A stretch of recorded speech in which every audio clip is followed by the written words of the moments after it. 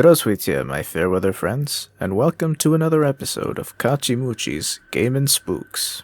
As usual, it is time for me to narrate yet again one of my most favorite creepypastas. This creepypasta in particular is one I can relate to in my real life, in that I experience something similar to it every time I go to work. Is it murder? Is it suffering? Actually, yes, but in this case in particular, it's drug abuse.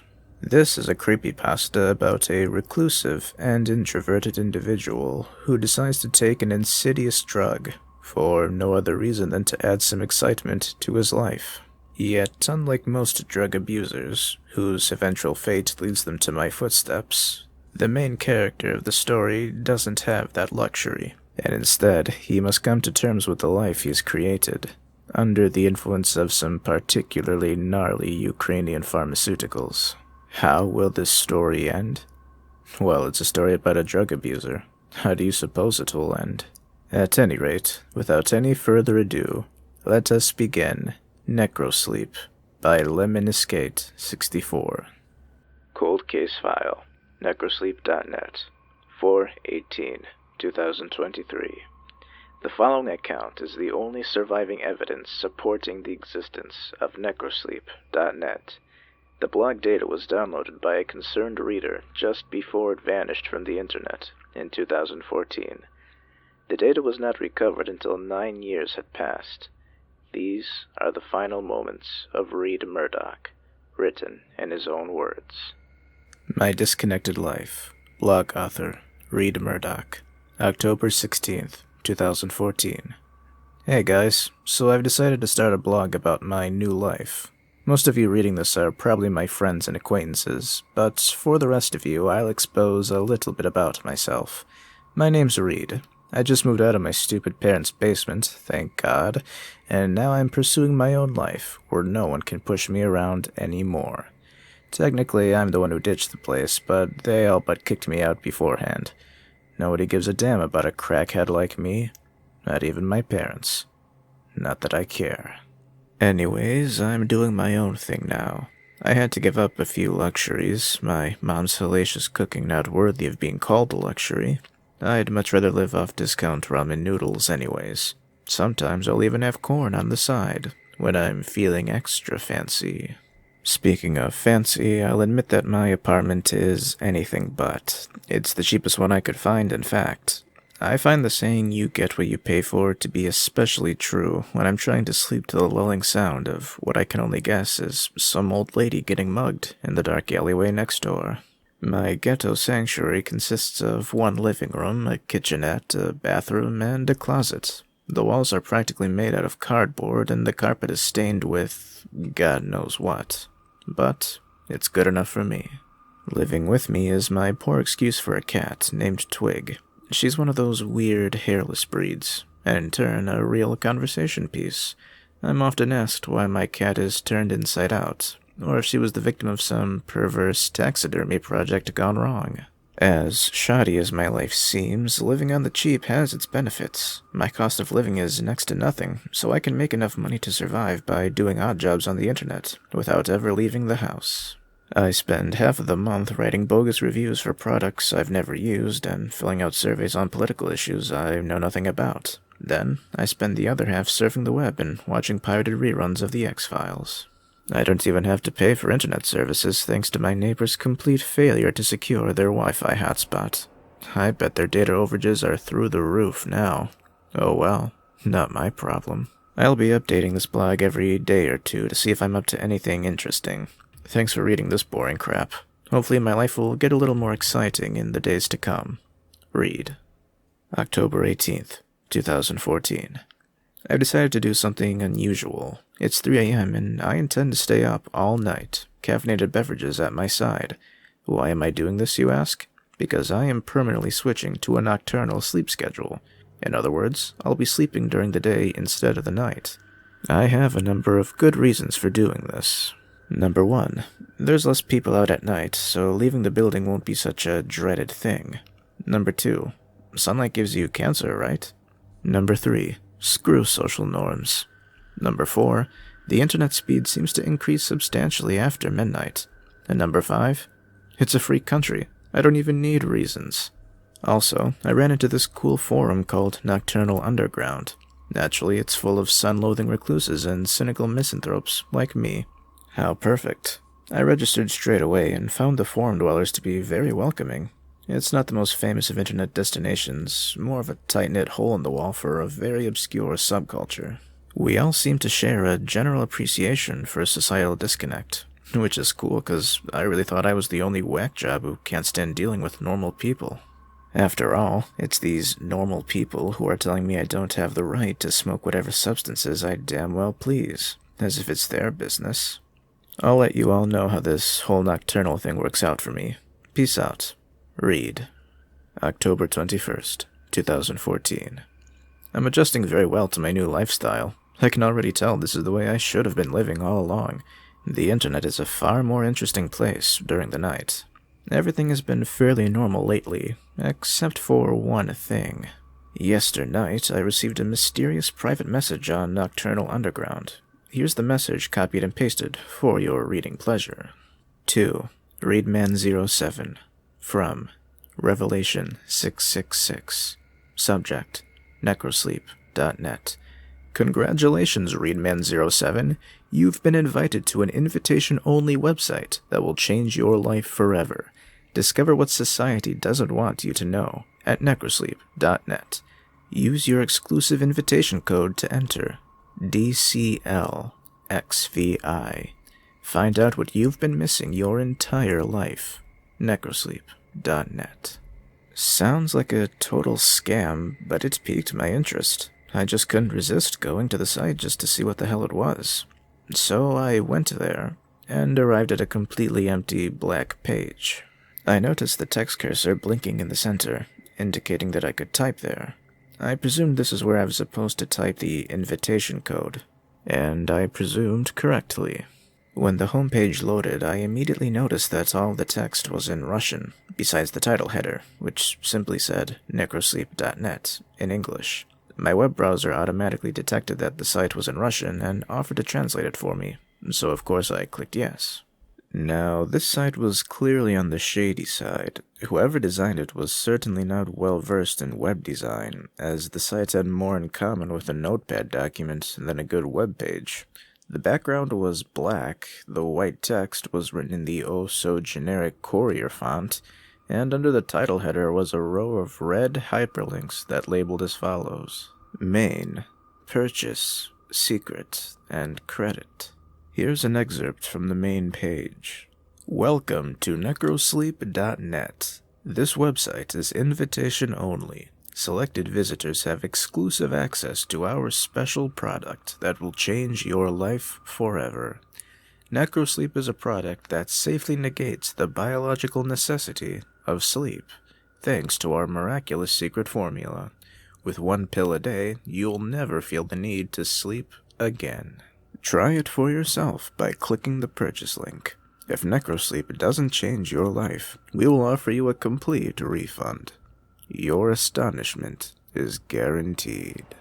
What a bold claim these people are making. There's no way this stuff actually works, otherwise everybody would be taking it.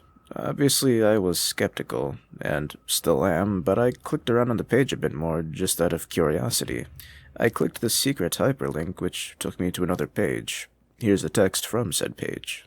Necrosleep is comprised of special and rare ingredients, which we cannot disclose in order to ensure that our formula stays in private hands. In order to keep our product available, it can only be distributed through alternative means on an exclusive basis. The active ingredient in Necrosleep has been sought after for years by doctors and scientists intending to displace sleep with wakefulness. Only we have managed to do what others could not, as permitted by the will of our master. We can assure you with full confidence that our product will change your life, and you'll never feel the need to sleep again. Feel free to indulge in our secret. Alternative means? More like black market. Whatever's going on here doesn't appear to be legal exactly. Not that I care about the law, I just get untrustworthy vibes from this site. Anyways, I continued on and clicked the credit hyperlink. My heart skipped a beat when I was confronted with, honestly, the most uncanny photo of a living person I've ever seen. It was an old black and white photo of a tall man in a doctor's coat. If he wasn't standing upright, I'd say the guy was dead, but my guess is that he was just cadaverously unhealthy, and probably blind from the look of his pale, lifeless eyes. Not a trace of emotion could be found on his face. There was a small bit of text below the photo, which reads as follows. Credit for the pioneering of Necrosleep goes to the brilliant Dr. Hale A. Stan, proxy of our master, and founder of the Ukrainian Institute of Occult Medicine. His work lives on. Proxy of our master? Occult medicine? Maybe I've watched too many horror movies, but this isn't your typical snake oil sales pitch. Maybe they're part of some deranged religious group or something? I admit I was slightly creeped out, but more fascinated. I clicked the purchase hyperlink out of mere curiosity once again.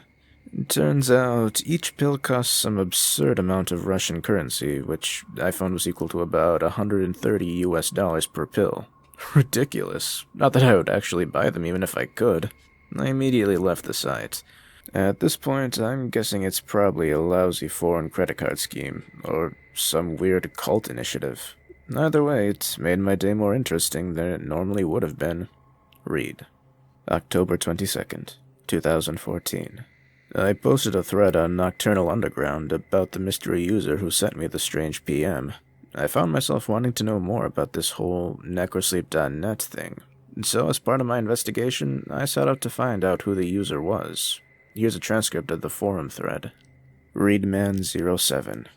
Hey guys, I hope I'm not disrupting the order of things by posting this in the trolling and harassment section. I didn't know where else to put it. I figure this incident of mine might qualify as a spam case if other people are getting the same advertisement message I am. Basically, the other day I got a PM from a user I've never seen before called Revelation666, and the message was an advertisement for some supplement. Has anyone seen this user on the forums before? I sure haven't. If you have any information, that'd be great.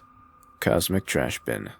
I don't recognize the username. He must be fairly new or just inactive. What were the exact contents of the message? We could probably get an admin to ban him for advertising. Readman07. Here's a screen cap of the message. Message.jpg. Cosmic Trash Bin. Strange. Did you actually go to the website? I hope not. It's probably infested with viruses. LOL. Beast Warfare.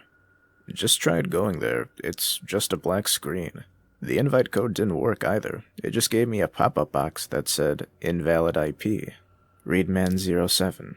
Of course I went there. I couldn't resist. Thug Life 4 Life. Doesn't work for me either. Invalid IP. Cosmic Trash Bin. If it only works for Readman07, maybe it's bound to his IP somehow. Can you get some screenshots of the site? You sparked my interest. Readman07. Here you are. The page was initially in Russian, so I had my browser translate it. Main.jpg, purchase.jpg, secret.jpg, credit.jpg. Cosmic Trash Bin. Wow, don't even mess with it. You're just asking for trouble just by clicking on the link. You're probably being keylogged as we speak. Beast Warfare. Looks shady as hell. Not to mention the product they're selling is probably laced with cyanide. Cosmic Trash Bin. If you're stupid enough to buy it, well, the gene pool's better off without him anyways. Beast Warfare. Never trust a Russian. Thug Life 4 Life. I'm Russian, and I find that offensive. Beast Warfare. You just said you were Asian last week. Make up your mind. Readman07. I leave this thread for 5 minutes and chaos ensues. Everybody calm the expletive down. Of course I'm not going to mess with it. These supposed miracle pills are $130 each anyways. What do you think I am, Johnny Cash? Thug Life 4 Life. Just because his name was Johnny Cash doesn't mean he was rich or had lots of cash or whatever. Beast Warfare. Of course he was rich, you dumb expletive. He's Johnny Expletive Cash. Cosmic Trash Bin. Whose bright idea was it to equip this forum with a profanity filter anyways? It's expletive stupid. Readman07. Before this thread deteriorates any further, let me just say I've put tape over my webcam, just in case something slipped past my antivirus. But it's probably just a credit card scam or something. I'll do some research on it tomorrow. The sun's been up for 3 hours, and I'm running low on energy drinks. Cosmic Trash Bin. I'll contact one of the admins about this. Spam isn't tolerated here. I ought to see if they're willing to uninstall the profanity filter as well. I got a message later from HG Wishingwells, one of the admins, saying that the user Revelation666 doesn't exist in the database, and that the only way I could have received the message is if the mail client was bypassed somehow. In other words, somebody hacked the system just to send me a spam message. What the hell? Read. October 23rd, 2014. I finally got around to Googling Necrosleep. The results were mostly irrelevant YouTube channels and defunct 90s screamo bands from the looks of it, but I noticed from among the garbage results a link to a post on fastmd.com. The preview said, "Does anyone know if this Necrosleep stuff actually works?" So I clicked on it, only to be directed to a page stating, "The post you're looking for has been deleted and no longer exists." I should have known. Nothing could ever be this easy and predictable. I returned to the results and had to scan over several pages of them before finally running into an old gaming forum thread where the website necrosleep.net was mentioned. This time, the post hadn't been deleted. In the middle of a conversation about maximizing crop production in some medieval strategy game, one of the users claimed to have taken Necrosleep in order to tend to his virtual farm 24 hours a day. Needless to say, the other forum patrons were highly skeptical. The guy posted a link to necrosleep.net in an attempt to back up his claim, ultimately failing to convince them because, you guessed it, the site was bound to his IP address. He also had the same invitation code as me, DCLXVI, leading me to believe it's just a formality intended to make you feel special. But that doesn't explain why and how my IP, and apparently someone else's, got singled out. The bragger then claimed that there was irrefutable proof of his ceaseless wakefulness in his in-game score. In relation to the length of time his account had existed, his score was excessively high. So high, in fact, that it would be impossible for him to attain such a score in so short a time frame, unless he was playing the game for at least 21 hours a day, which leaves practically no time for sleeping. Despite all that, they attributed his accomplishment to an automatic bot program that operated the game for him during the night. Since cheating in this way is against the game's rules, his account was promptly banned, according to the moderator at the end of the thread. Sure enough, in little red letters below his forum avatar were the words, "Banned for bot abuse, 8/12/2006. I couldn't find any more relevant results for Necrosleep or Necrosleep.net other than what I've just told you about. Looks like these online dope dealers are pretty stealth. I'm just dying to know more about what their real motives might be, 'cause I could think of a million better ways to steal someone's credit card number, or peddle quack remedies. It could be a prank, but evidently this has been going on since 2006 at least. Perhaps some jokes just never die. Read. October 25th, 2014. I got another PM from Revelation666. Am I the only one who gets creeped out by that name? Knowing what I know now, it makes me uneasy to think about the great lengths this user went to contact me specifically. For some other reason, they stealthily bypassed the system just to send me these messages and make me this offer. Here's the message I received. To Readman07 from Revelation666. Subject, necrosleep.net/backdoor. Congratulations, Readman07. You've been selected to receive a free 30-day trial of Necrosleep. Claim your exclusive reward at necrosleep.net/backdoor. Find out what you've been missing your entire life. Risk-free. necrosleep.net/backdoor. Once again, my curiosity got the best of me. Bracing myself for whatever scam was coming my way, I clicked on the link. I was taken to a page asking for my address. Nothing more. I thought about it carefully, knowing full well that these people likely have malicious intentions. But if I entered my post office box, what's the worst that could happen? Worst case scenario, they just send me some junk mail or some faulty pills. The point is, I'll finally know what they want from me. I entered the address. Read. October 28, 2014. I decided to go back to the thread I posted on Nocturnal Underground and let people know what's up. Sure enough, their reactions were amusing. Readman07. Well guys, it happened again. Look at the attachment. Message2.jpg. Cosmic Trash Bin. Don't tell me you clicked on this one too. Readman07. I did. Then it asked me for my address. But don't worry, I only entered my P.O. box. Cosmic Trashbin. Are you out of your expletive mind? Readman07. I take it you couldn't persuade the admins to disable the profanity filter. Cosmic Trashbin. No expletive, Sherlock. Apparently they get a huge kick out of watching us quarrel over it. Readman07. I wouldn't be surprised if H.G. Wishingwells sent me these weird messages just to stir up some controversy around here. H.G. Wishingwells. Neither would I. Smiley face. Cosmic Trashbin. The mystery has been solved. Everybody go home. H.G. Wishingwells. In all seriousness, I had nothing to do with this. I swear on my great-grandmother's life. Readman07. Swearing on the life of a dead person isn't exactly the most convincing way to plead. Cosmic Trashbin. I think the joke's gone far enough, H.G. Did you do it or not? H.G. Wishingwells. I really didn't do it. The admins and I were genuinely perplexed when we saw where the message came from. Or should I say where the message didn't come from. It certainly was not from any registered user on the inside. Beast Warfare. If they actually send you the pills, are you going to take them? You can pay me $1 million to try that expletive. Cosmic Trashbin. I can personally guarantee you that stuff is too good to be true. Nothing can make you stay awake forever. H.G. Wishingwells. I agree with Cosmic. Don't take this any further. Readman07. Even if they do send me the pills and it's not just junk mail, I'm not going to take them unless I find some more information on it. Do you really think I'm that stupid? Chill out, guys. I probably won't update this thread anymore, so follow my blog if you want to know what's up with me. The link's in the profile. Well, we pretty much ruled out the possibility that it's a prank from the admins. I don't think H.G. Wishingwells would carry on a prank this long, nor would he lie so blatantly. And even if one of the other admins were to prank me, I can't imagine they would do it with some Russian supplement pitch. It's all just too strange. Read. October 30th, 2014. Last night I had a buddy of mine deliver the mail to my doorstep in exchange for some coding work on his Flash site.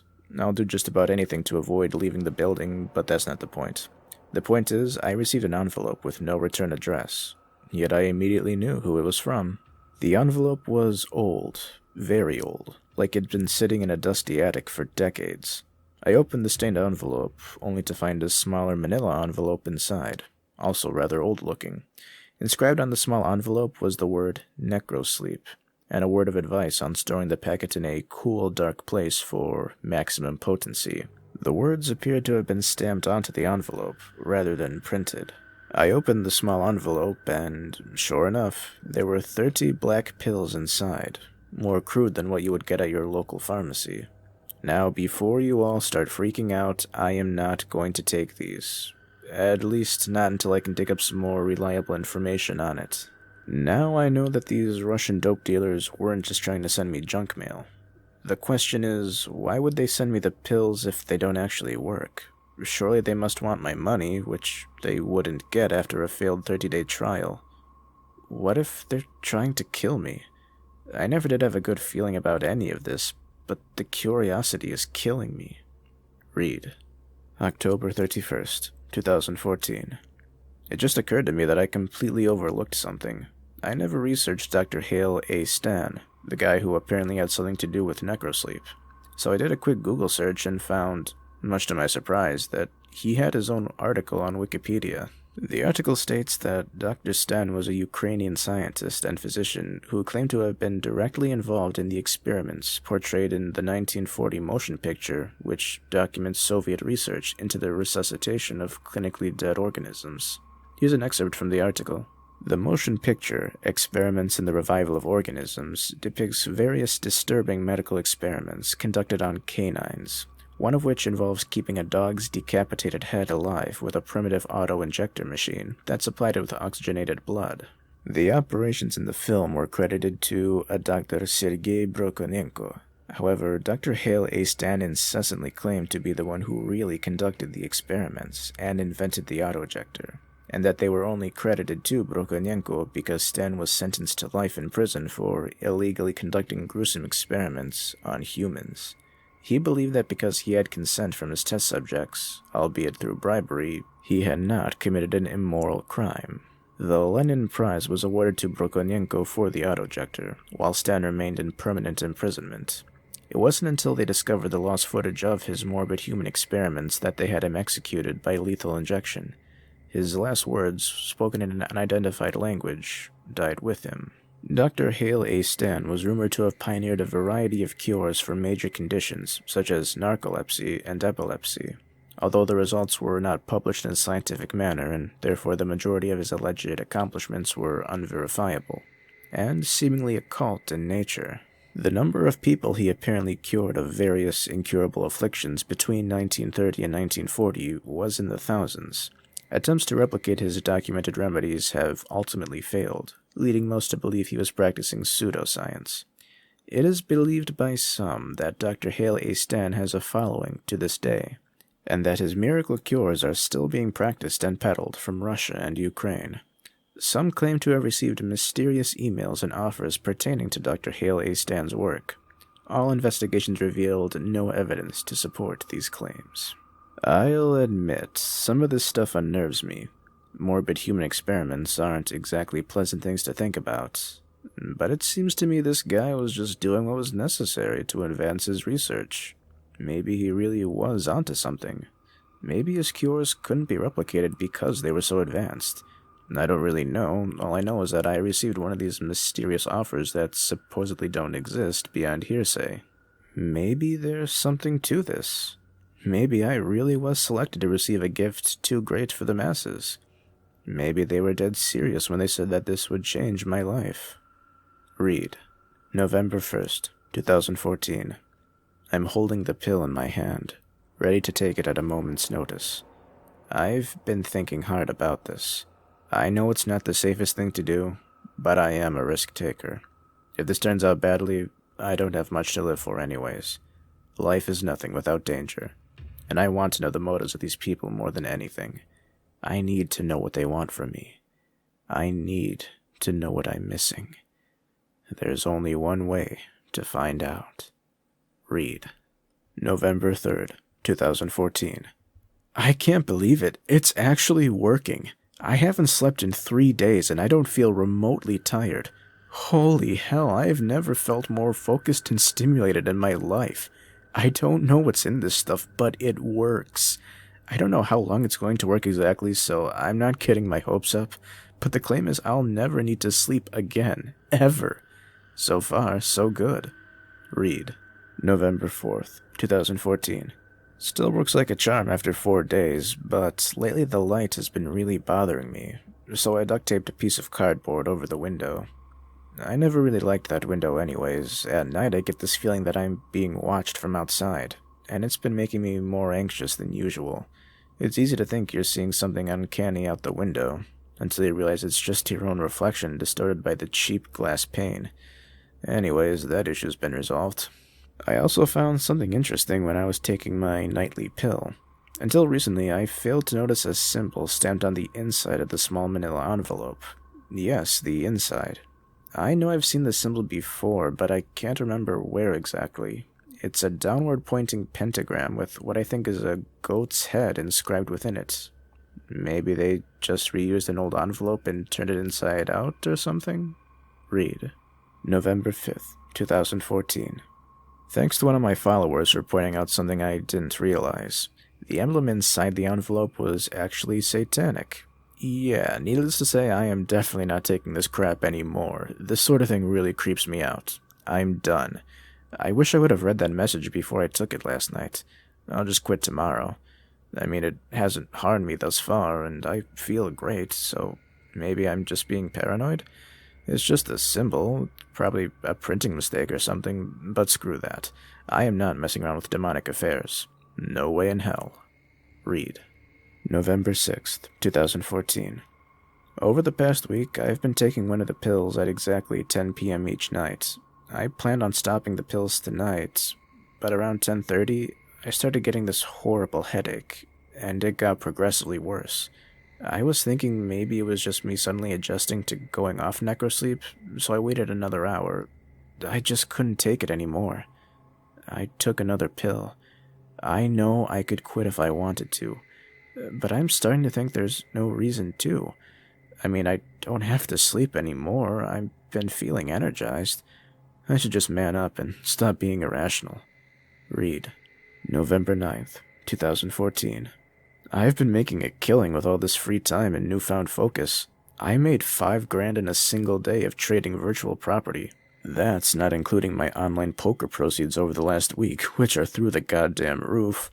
Suddenly I have this intuitive grasp on numbers that I never had before. I've been living my life in a daze until now. They were right. This is really changing my life. Read. November 11th, 2014.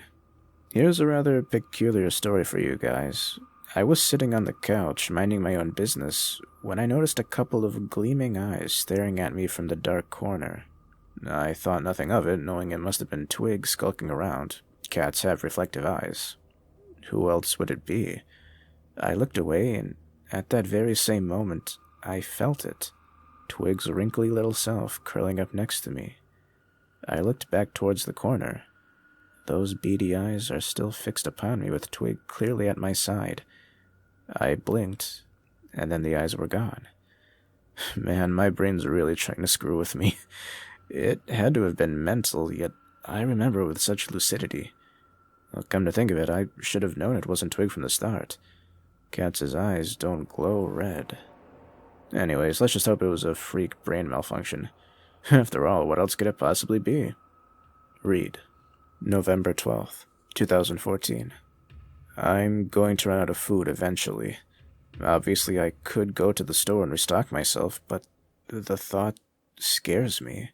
The thought of leaving the safety of my apartment, the thought of social interaction, I now dread it more than I ever have. I never have preferred going out to staying in, but I've never dreaded it this much. I wasn't always so terribly afraid. None of my instant messenger friends have been online lately, and they've stopped upvoting my blog posts. Who's going to get my groceries? What if I have to go out there? I shouldn't be panicking like this. Honestly, I'm just stupid. Stop panicking, you idiot. Stop panicking, you idiot. Stop panicking, you idiot. Read. November 13th, 2014. My friend Jake came online. It was a temporary relief that lasted about as long as it took him to say, "I'm not dropping off the food until you agree to get out of the house." That was his offer, entailing that I leave the house to go clubbing with him and the guys in exchange for help. I declined out of pure fear. He was worried for my health, apparently.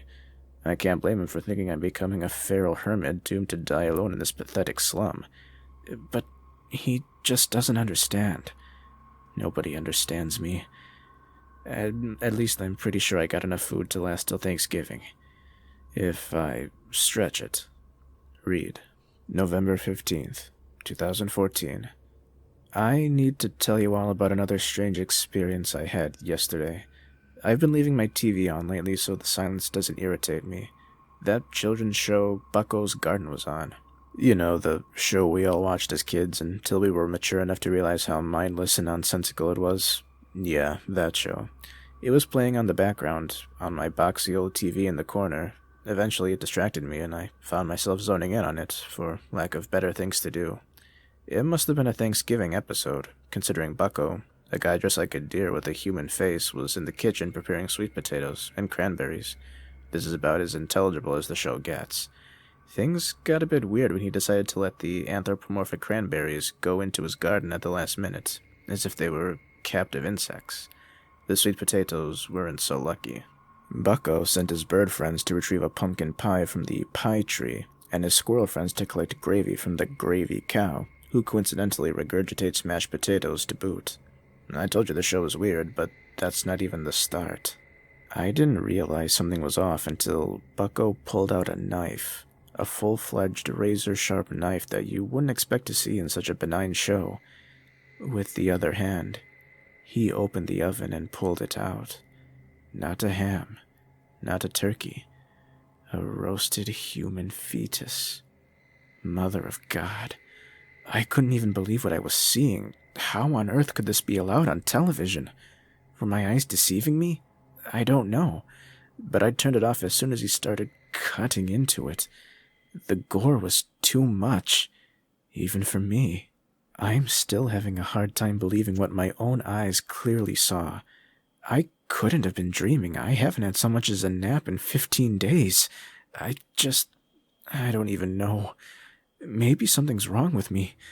I've been forgetting my PC login password, even after I changed it to something else and wrote it down.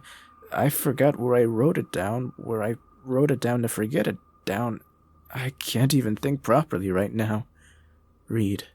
November 18th, 2014. I'm not gonna lie. I am scared out of my mind right now. I walked into the bathroom planning to take my first shower in weeks. I never imagined I'd open the door and see anything more than my own reflection in the mirror. Instead, I saw it, standing behind me, staring, completely motionless. I froze and panicked more than I ever have in my entire life, I swear. You don't know true fear. You don't even have a clue. I can still see it, engraved in my mind. The face. It was demonic. It was gone as soon as it came. I'd say I was just imagining things, but it felt all too real. I am never going into that bathroom ever again. I'll just go in the kitchen sink or something. I can't handle this. I wonder if these pills are screwing with my head. I need to stop. I need to stop now. I don't even feel safe in my own apartment anymore. I feel like the shadows are watching me. Read. November 20th, 2014. I tried to stop the pills again, but I had a change of heart at the last minute. Something told me not to, like a voice in my head. I just feel like it would be wrong, and somehow my life would fall apart if I stopped. I don't think this is normal, the way I'm living, but I can't imagine it any other way. I can't imagine stepping out into the light, or even the moonlight for that matter. All of my instant messenger contacts have been offline since Jake talked to me last, and I don't even know if my food will last another week. Twig's been getting pretty skinny since I started eating her cat food to stretch my supplies a bit, but she'll be okay as long as someone comes by online by Thanksgiving. Speaking of which, no one invited me over for Thanksgiving dinner. Not even my family. But that's okay. I hate my parents anyways. Screw 'em. Read. November 22nd, 2014. I've been hearing more voices inside my head. Horrible voices. It's really scaring me and I don't know what to do. Is this some sort of side effect or something? I can't hear myself think sometimes, like I'm losing control over my own thoughts. And these thoughts I have are so dark. It's not like me to think that way. I would never hurt anyone. I'm not like that. I tried going to Necrosleep.net again just to see if there's something I missed about side effects, and it said the domain is no longer in use. The site was shut down. I don't know what to do anymore. I am terrified of myself. Read. November 24th, 2014. Knock knock. I yelled through the drafty door asking who it was. It was my friends, Jake and Douglas. Apparently they wanted to help me after seeing my blog posts of distress. But sure enough, it was only under the condition that I open the door and come out. Very suspicious. How do I really know I can trust them? I know I've trusted them for years, but what if they were just earning my trust so that they could pull something more sinister later on? What if they give me drugged food? What if they stab me when I open the door? It just occurred to me that I don't have any real proof that I can trust them. I can't even trust myself anymore. I don't even know who I am. Maybe my whole life I've been a sadistic freak and didn't even know it. Maybe my true self is now coming out. Maybe everyone is evil. Read. November 25th, 2014. The voices won't stop. I used to think they were malevolent, but now I'm not so sure. Sometimes it feels like they're trying to liberate me. They want me to listen to them desperately. They show me things, horrible things. And yet these things don't seem so horrible to me anymore. I'm numb. I don't feel anything. But I know there's one thing I can do to make me feel again. Part of me says it's terribly wrong, but the voices tell me otherwise. The voices are my friends now. The demons are my friends. Read. November 26th, 2014. Twig is in heaven now. I had to do it. I had to know what it tasted like. It was satisfying, but I need more. I never thought I would leave this room again, but I don't have a choice anymore. I need more of it. The face is getting angry. The voices are getting angry. My head hurts so bad. I need more. It hurts so much. I need more. They're hurting me. I need to feed them more. They need more. I need more. I have to make it stop. I need more. I need more. Make it stop. Read. Police Report, Part 1, Thanksgiving, 11/27, 2014. Victim, Paul Murdoch. Aggressor, Reed Murdoch. Police arrived on the scene after a frantic 911 call from Margaret Murdoch, confirmed to be the aggressor's mother. The victim, Paul Murdoch, the aggressor's father, was found in the process of being mauled and cannibalized by the aggressor, Reed Murdoch, whose face and mouth was covered in blood and brain matter. Reed was shot dead after refusing to stop eating his own father, whose skull was torn open entirely. Drug use is suspected to be involved. Police Report, Part 2, 11/29, 2014. Reed Murdoch's residence was inspected thoroughly by investigators. A hairless, headless, and disemboweled cat carcass was found on the kitchen counter. The cat's blood and bodily fluids were spilled throughout the house, while the head was found crushed, brain completely removed, and nowhere to be found. The apartment was clearly inhabited by an utterly insane individual, given the foul and uncleanly nature of the place. An old TV rested in the corner, turned on, displaying only static and white noise. It had no antenna. A suspicious packet of unidentified pills were recovered. The resident's computer and other personal effects were confiscated and await further analysis. Autopsy Report, 12/4/2014. Subject, Reed Murdoch. The contents of Reed Murdoch's digestive tract was a disturbing mixture of human tissue, mostly brain matter and cerebrospinal fluid. Examination of his own brain, however, was even more disturbing and perplexing. His brain was clearly and visibly deteriorating. The brain tissue was black and red, rather than the usual pinkish gray, and riddled with holes throughout. Closer examination revealed thousands of small, black parasites to be consuming the brain. This was undoubtedly the cause of the man's insidious psychosis. Testing on the parasites was inconclusive, as they didn't match any known species. Further testing is required. The unknown pills recovered from Murdoch's apartment have been tested and confirmed to contain a vile plethora of uncommon substances, including obscure, highly addictive euphoric drugs, human hormones, and parasitic eggs, presumably meant to remain dormant in a cool place until introduced into the body, allowing them to hatch and eventually invade the brain. It is unclear how he acquired the pills and where they came from, although whoever concocted them surely had malicious intent. Police Report, Part 3, 12/6/2014. Two friends of Reed Murdoch, Jake Fairfax and Douglas Lopez, were questioned at the police station. Immediately they referred to his online blog, where he allegedly recorded his path to eventual insanity. It was found that the blog mysteriously disappeared off the face of the internet for reasons unknown. They were aware of the unknown pills Reed was taking, claiming they originated from the website Necrosleep.net.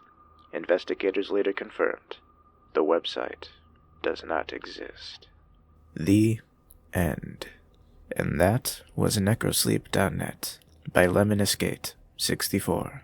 I'm not certain if this story was meant to be a spiritual successor to the Russian sleep experiment, but if indeed it was an extremely good one. The main character was especially relatable, in a certain fashion, and had you invested in his story from the beginning to his inevitable decline. As an individual who encounters various drug abusers in his line of work, I noticed many parallels between the main character and those I had seen in real life, namely their hopelessness, their disenfranchisement, and especially their psychosis.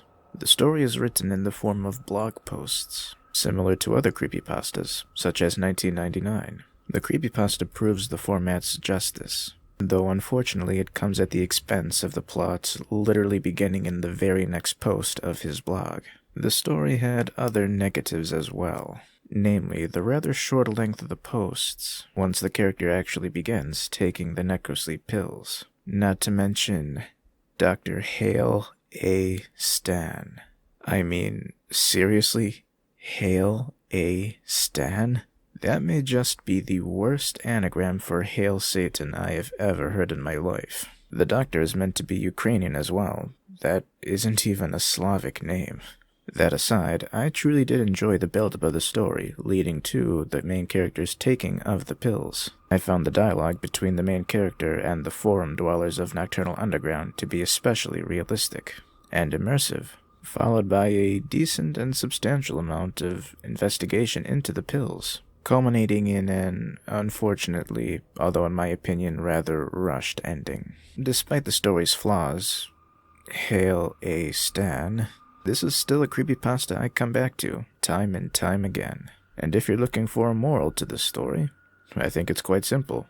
Never do drugs.